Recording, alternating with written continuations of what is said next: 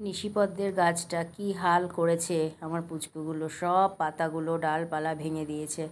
এত ওদের খেলাধুলা করবে ওই গাছের উপর। আর এই গাছটার টবটায় এত জল জমে গেছিলো যে ওরকম করে কাত করে শুইয়ে রেখেছি, জলটা ঝরে যাক আবার সোজা করে রাখবো। মাটিটা কমে গেছে না টবের, আর এই গাছটাও একটু কাটাই ছাটাই হবে, সেই কারণে সামনে রেখেছি। শুভ সকাল বন্ধুরা, অপর্ণা ক্রিয়েশনে তোমাদেরকে জানাই অনেক অনেক ভালোবাসা আর একটা নতুন সকালের শুভেচ্ছা। আশা করি সবাই ভালো আছো, সুস্থ আছো। ওয়েদারটা সত্যিকারেরই ভীষণ ভেলকি দেখাচ্ছে, একবার রোদ একবার এরকম বৃষ্টি। জামা কাপড় একবার মেলছি আবার সেই তুলে নিয়ে যাচ্ছি। উঠোনটা ঝাড় দিয়ে নিলাম, অনেক গাছের পাতা পড়েছিল, আম গাছের পাতা 12 মাস পড়তে থাকে, সব সময় 24 ঘন্টা। হ্যাঁ, মাঝখানে হয়তো কিছুদিন একটু বন্ধ যাবে, শীতের সময়টা ওই নভেম্বর ডিসেম্বর মাসের দিকে। তারপরে যে মানে সারা বছর এত পাতা পড়ে না, উঠোনটা সেই পাতাতেই আমার নোংরা হয়ে থাকে, সেই পাতাই ঝাঁটাতে ঝাঁটাতে আমার কোমর ব্যথা হয়ে যায়। যাই হোক, উঠোনটা তো ভালোভাবে একটু ঝাঁটিয়ে আসলাম, কিন্তু এই যে ওখানটা জল দিয়ে ধোয়াচ্ছি ভালো করে। কি ব্যাপার জানো তো, ওখানটায় ওই গাছের এখনও না বেশ কিছু আম রয়েছে, অনেক বড় গাছ তো, অনেক উঁচু গাছ। দাঁড়াও তোমাদেরকে এরপরে আমি দেখাবো যে কতটা উঁচু গাছ আর অনেক দিনের পুরনো গাছ। প্রায় গাছটার বয়স 40, আমার কর্তামশাই তো বলে 50 বছর বয়স, কিন্তু আমি যেটা শুনেছি বা আমি জেনে দেখেছি আর কি, আমি এই বাড়িতে আসার পর, তো মোটামুটি 45 বছর বয়স, 40 থেকে 45 এরকম তো হবেই গাছটার বয়স। তো ওই এত বড় গাছ না, অনেক উঁচু গাছ। সে বাদুড় কি করে, ওরা ঠিক জানে কোথায় কোথায় আম আছে, রাতের বেলা সে আম খায়, খেয়ে ওখানে পটি করে। পটিগুলো যদি তোমরা দেখলে বুঝবে না ওটা বাদুড়ে পটি করেছে, এত ঘেন্না লাগে দেখলে। তো জলটা দিয়ে ভালো করে একটু ধুইয়ে ঝাঁটিয়ে তারপরে ঘরে আসলাম। আবার বৃষ্টি নেমে গেছে, জামা কাপড়গুলো এনে এই যে দরজার উপরে উপরে মেলে দিয়েছি। কি করব, মেলবার জায়গা নেই তো, একবার তুলছি একবার নিয়ে আসছি ঘরে। এবার ভেবে নিয়েছি আর আমি মেলবো না, এবার আমি একদম এইখানেই ঘরেই দরজাই মেলে দিলাম। ঘরে এসেছি, দেখি কর্তামশাই তো চিংড়ি মাছ নিয়ে এসেছে আর পটল নিয়ে এসেছে, পটল চিংড়ি রান্না করব আজকে। বাবু দেখি বসেও গেছে চিংড়ি মাছ নিয়ে। আমি বলি, এ কী রে বাবা, আমি তো বসবো, বলে তুমি বসতে পারো না ভালো করে, এগুলো কি অতক্ষণ দাঁড়িয়ে দাঁড়িয়ে করা যায়, দাঁড়াতেও পারো না বসতেও পারো না, তো দেখি না এইটুকু একটু হেল্প করে দিই। যাক, বসে পড়লো। আর ওদিকে আমি ভাত চাপিয়ে দিয়েছি, ভাত ফুটে উঠেছে, বন্ধ করে রেখেছি। আর এদিকে এই যে আমার পুচকুদের জন্য তো মাছ আনতেই হবে, এনে রেখেছে, তো ওটা বের করে ভালো করে ধুয়ে ঢুকিয়ে রাখবো ফ্রিজে। কিছু বাসন রয়েছে সেগুলো মাজবো, এতক্ষণ আসলে বাইরে ছিলাম না। পারছো বাসতে?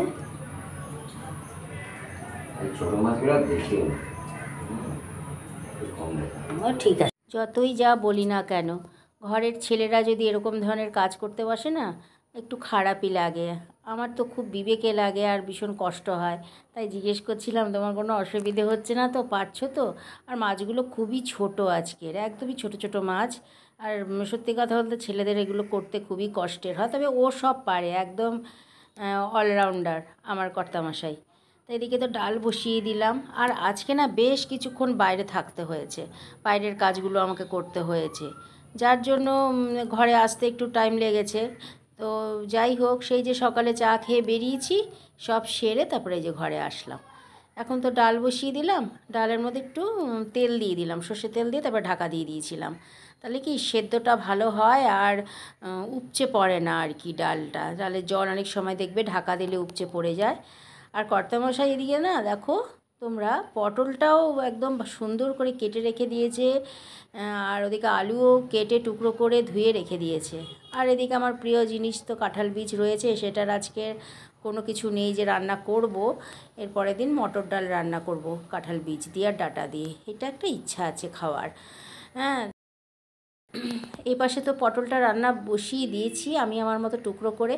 ওই তখন কর্তামশাই কেটে কেটে রেখেছে, কিন্তু টুকরো করে রাখিনি। আমাকে বলে কি, তুমি তোমার মতো করে 2 টুকরো করবে না 3 টুকরো করবে এক একটা পটলে, সেই জন্য আমি করিনি, তুমি তোমার মতো করে করে নিও।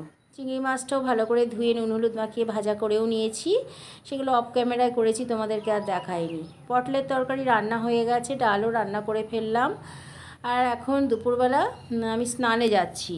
তো কর্তামশাই বললো ডাল করেছো, কিছু তো ভাজা করা হয়নি ডালের সাথে খাওয়ার জন্য, তাই কতগুলো লাউ পাতা গাছ থেকে পেরে নিয়ে এলো, এনে ওই যে বড়া ভাজা বসিয়ে দিয়েছে বেসনে চুবিয়ে। এটার মধ্যে কম পড়েছে, তাই ভাবলাম স্নানটা পরেই করব, ততক্ষণ একটু এটারও ভিডিও করে নিই।